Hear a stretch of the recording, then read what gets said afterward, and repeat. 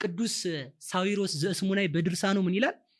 ወሶቢሃ እግዝእትነ ማርያም ወሶበ ጸንሰት እግዝእትነ ማርያም ይመስሎ ለሰይጣን ከመይእቲ ጽንስት ለዮሴፍ ይላል ቅዱስ ሳዊሮስ ዘእስሙናይ።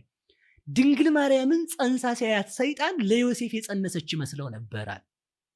ከዛ ይህንን ሐሳቡን ለአይሁድ ይነግራቸው ነበር። አይሁድ ደግሞ ይህንን ሐሳብ ይዘው ድንግል ማርያምን ማይዘለፋ ጠጥተዋል። ከዛ ሲወለድ ደግሞ ምንድነው ያለው? ማይዘለፋ አድማጮቻችን እንዲያውቁት ማይዘለፋ የምትባለው እንትናት ይሄ ባልና ሚስት ሲጠራጠሩ ከኦሪት አንድ አምድ አለ። ሴትየይቱ ከጠረጠራት ባልዮ ይዟት ይሄዳል ወደ ሊቀ ካህኑ በማሰሮ አድርጎ። ማሰሮ ማለት ደግሞ አትገባም፣ በምን እንባለው እንደ ዙሩ ማዞሪያ ያለች ነገር ናትና በዛችሁ አድርጎ ይዞ ይሄድና ሚስቴን ጠርጥሪያታለሁ በሌላ ወንድ ብሎ ይናገራል። ከዛ ሊቀ ካህኑ ማዛ ካህኑ ከኦሪቱ አንድ አምድ ይደግምና ባልሽ የጠረጠረሽን አድርገሽው ከሆነ አጥንትሽ ይርገፍ በበሽታ ተያዥ ብሎ ይረግማታል። አላደረግሽው ከሆነ በወንድ ልጅ ይታረቅሽ ይላታል። እና አባ ይስሐቅ የተባለ አባት ይህን ካነሳ ነው ሲተረጉም እመቤታችን ተጠረጠረች። ወዷ እየገፋ ሲሄድ መጣ የዮሴፍ ወዳጅ ዮሐንስ የሚባለው ፈላስፋ መጣ። አያት፣ መልኩ አምሯል፣ ከንፈሯ ጠቁሯል። ብቻ እንደዛ የሴቶች ጽንስ በዚህ ስለሚታወቅ ማለት ነው። የአምላክ ጽንስ በዚህ አይታወቅም ብሎ 3 ወር ከሆናት በኋላ ወዷ ገፍቷል። ሲያያት ይቺ ብላቴና ጸንሳለች ካንተ ነው ወይ እንዴ ሲለው እኔስ እንኳን ገቢር ሐሌውም አላውቃል። ከዛ ይሄን ሲመልስለት መጨረሻ ላይ ምንድነው ያለው? እንግዲያውስ ገብተህ ጠይቃት አለው። ገብቶ ሲጠይቃት ወለተ እስራኤል መኑ ቀረጻ ክናፈ ድንግልናኪ ወማ በመኑ ጸነስኪ እስኳ ጠይቅኒ፣ አንቺ የእስራኤል ብላቴና ንግስት እመቤት ከማን ነው የጸነሽው? እንዴት ሆነ እስኪ ንገሪ ሲላት በግብረ መንፈስ ቅዱስ ነው አለችው። አልገባው አለ።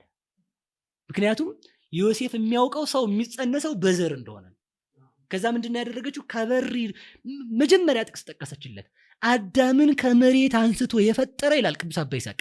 አዳምን ከመሬት አንስቶ ያለ አባት ያለ እናት የፈጠረ እርሱ ከኔ ቢጸነስ ብርቅና ድንቅ ነው ያለችው ይላል።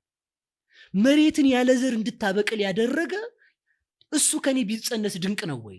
ግን ዘር ሳይኖር ነው። አሁን በጣም ማሰብ ያለብን አሁን አዳቅሎ ማራባት ይቻላል። ሰው ሳይኖር ሰው አመጣ ነው እኮ ያለን። እሳት ሳይኖር እሳትን ፈጠረ ነው። ፍጥረታት ሳይኖሩ ነፋስ ሳይኖር ነፋስን አመጣ። ዘንበለ እሳት አንደደ ወዘንበለ ማይ አብረደ።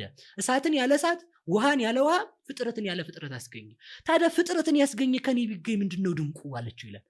ይሄም ድንቅ ነው እመቤቴ፣ ግን እንደው እንዴት ይቻላል የሚል ጥያቄ ጠየቀ ይላል አባ ይስሐቅ። ሆነ ሲጠይቃት እንዲህ አለችው መልሳ ከበራቸው በስብሶ ይኖር የነበር የሙዝ ግንድ ነበር ይላል።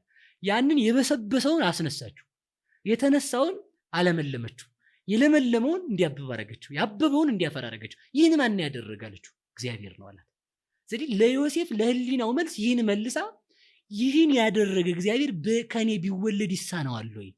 ለይስሐቅ ከህቱም ግንድ በግን ያስገኘ፣ ለእስራኤል ከህቱም ከአለቱ ላይ ውሃን ያስገኘ።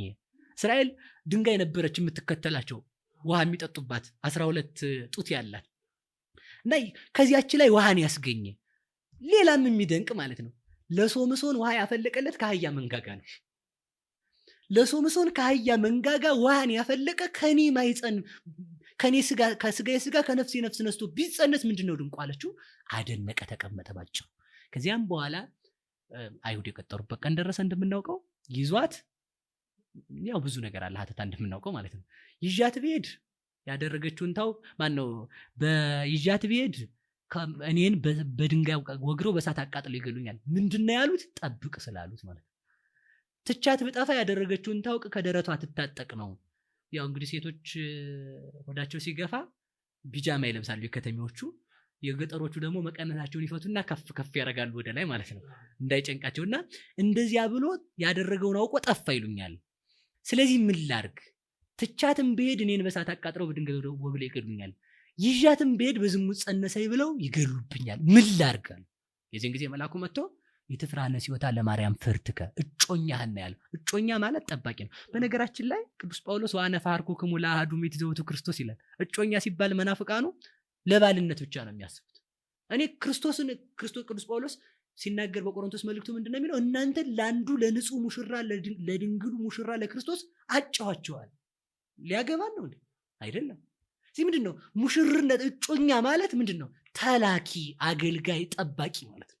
ስለዚህ ይዟት ሲሄድ ቅዱስ አባ ይስሐቅ እንደሚለው ጸንሳዩት አይሁድም ማይዘለፍ አጠጧት፣ ለእመቤታችን መርዝ አጠጧት።